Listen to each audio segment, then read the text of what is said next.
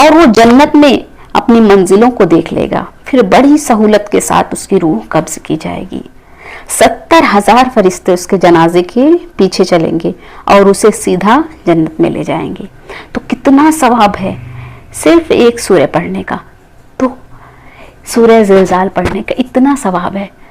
तो ज़रा सोचें कि अगर हम कुरान को हमेशा पढ़ें, और क्या इससे ज़्यादा अज्र के मुस्तहक नहीं हैं हम।